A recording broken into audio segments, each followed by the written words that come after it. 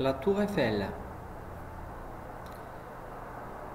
Aujourd'hui, donc chers étudiants, on va parler avec vous sur la Tour Eiffel, l'un des monuments les plus connus de Paris, du monde même, la Tour Eiffel. Tout d'abord, je voudrais vous donner des informations un petit peu sur la capitale lui-même, sur Paris. Paris, la capitale de la France. Paris, Francening Poitarte. Donc Paris, capitale de la France, est une des grandes villes européennes, est un centre mondial de l'art, de la mode, de la gastronomie et de la culture. Son paysage urbain du XIXe siècle est traversé par de larges boulevards et la Seine. Outre les monuments comme la Tour Eiffel et la cathédrale gothique Notre-Dame du XIIe siècle, la ville est réputée pour ses cafés, ses boutiques de luxe bordant la rue de Faubourg Saint-Honoré. Donc bien sûr de parfums, aussi on peut parler sur ses restaurants. Donc là on voit la superficie donc, qui est 105,4 km², altitude donc 35 mètres carrés. Pour comparer avec Bukhara, notre ville, donc Bukhara est 200 mètres au niveau des mers. Donc l'altitude c'est 200-250 mètres. Donc ici on voit la météo, la population bien sûr, donc c'est l'information 2020 1er janvier qu'on voyait, donc heure locale, et le maire de la ville, Anne Hidalgo. Donc la tour Eiffel.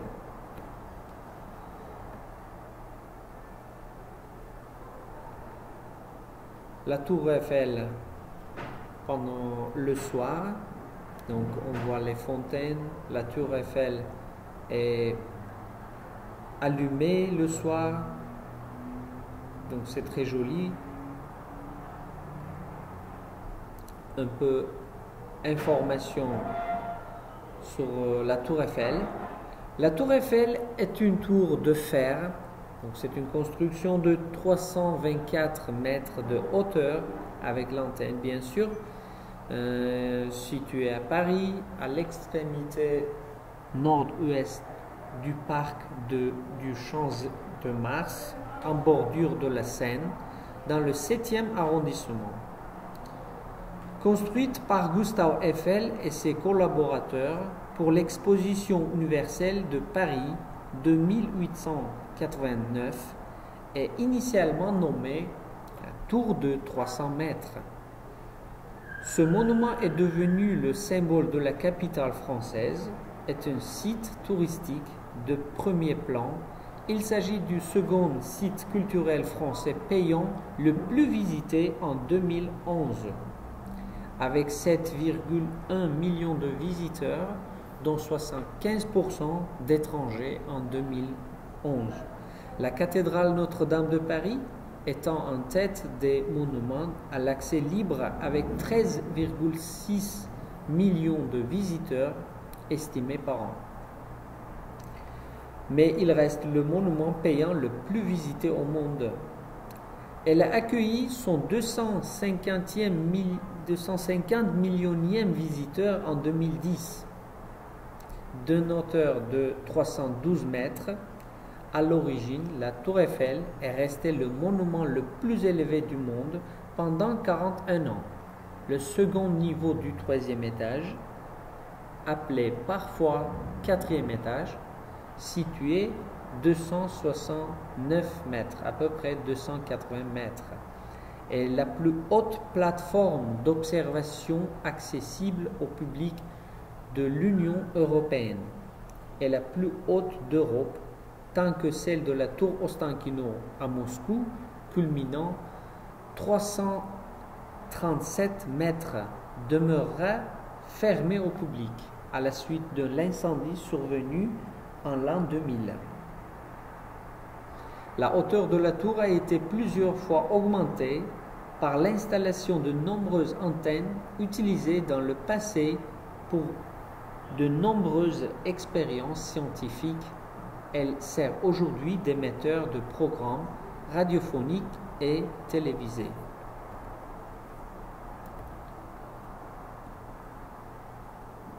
La tour Eiffel est un des monuments les plus universellement connus. Hauteur 300 mètres, 321 mètres, comme on a dit tout à l'heure, avec l'antenne, bien sûr. Cette hauteur peut varier de 15 cm selon la température. Regardez, donc selon la température, 15 cm. Pour accéder au sommet, 4 ascenseurs ou 1792 marches d'escalier. Par temps clair, vu à 67 km, le poids, donc 7000 tonnes.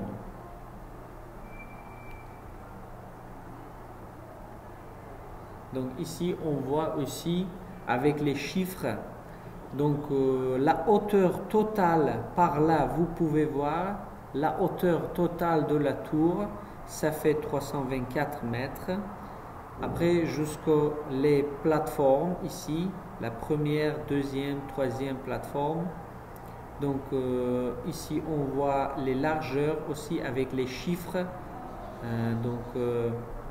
Après, on peut voir ici en bas, donc 75 mètres à peu près, et le diamètre total, ça fait 124, à peu près 125 mètres, et le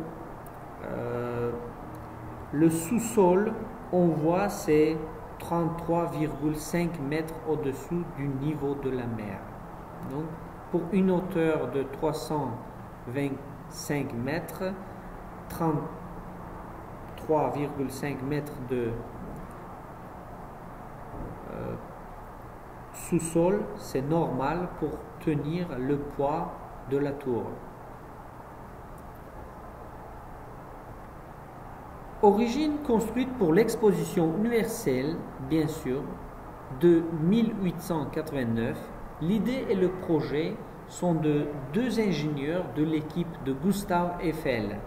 Ils construisaient des ponts métalliques, construction de 1887. 300 ouvriers assemblent les 18 000 pièces et fixent 250 millions de rivets. Ce sont des chiffres énormes, bien sûr.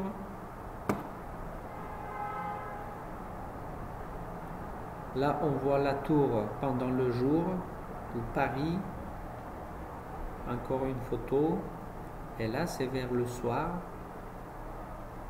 Et le champ de Mars, d'un côté. Bien sûr, il y a des polémiques aussi sur la construction. Le projet partage l'opinion publique. De nombreux artistes, architectes et écrivains s'opposent à sa construction. Mais elle a aussi de bons défenseurs, comme écrivain Apollinaire. On a failli plusieurs fois la démolir, notamment après la guerre de 1914-1918. On peut penser utiliser le fer pour reconstruire des usines. Elle a été sauvée par le développement de la radio et de la télévision. Heureusement, elle sert d'antenne et de station météorologique. Nombre de visiteurs en 1988, plus de 4 millions, d'après la revue Le Nouveau Sans Frontières. La tour Eiffel, bien sûr, la qualité de photo n'est pas très bonne.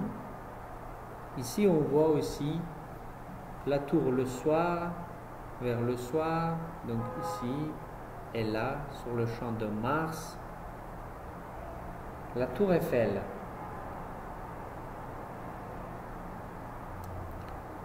Bien sûr, merci beaucoup pour votre attention. Au revoir.